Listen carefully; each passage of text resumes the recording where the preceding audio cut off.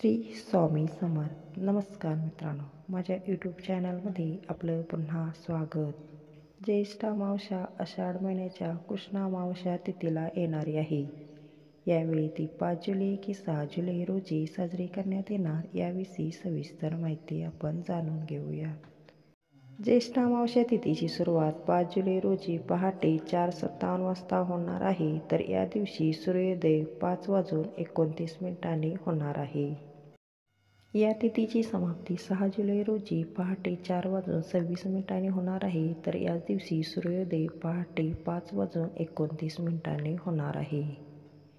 ध्रुव आणि आर्द्रा नक्षत्र. या दिवशी ध्रुवयोग प्रातःकाळपासून ते 6 जुलै रोजी पहाटे 3:49 पर्यंत असणार आहे, तर आर्द्रा नक्षत्र प्रातःकाळपासून ते 6 जुलै रोजी पहाटे 4:06 पर्यंत असणार आहे. ज्येष्ठ अमावस्या तिथीत 20 मिनिटांचा सर्वार्थ सिद्धियोग. ज्येष्ठ आणि अमावस्या तिथीत सर्वार्थ सिद्धियोग जुळून आला आहे, मात्र हा योग 6 जुलै रोजी जुळून येणार आहे.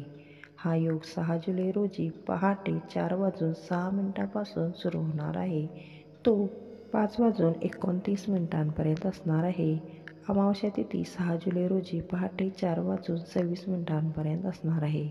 अशातच हा योग 20 मिनिटांचा असणार आहे. सर्वार्थ सिद्धियोग हा एक शुभयोग आहे. यामध्ये केलेल्या कार्यांना यश मिळतं.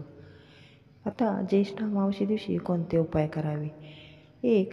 ज्येष्ठ अमावस्येच्या दिवशी कोणत्याही एका पवित्र नदीत स्नान करावे. त्यानंतर तुमच्या क्षमतेनुसार अन्न, वस्त्र, फळ आणि एका पात्राचं दान नक्की करावं. यामुळे तुम्हाला पुण्यलाभ मिळेल. यामुळे तुमच्या सुख समृद्धीत वाढ होईल.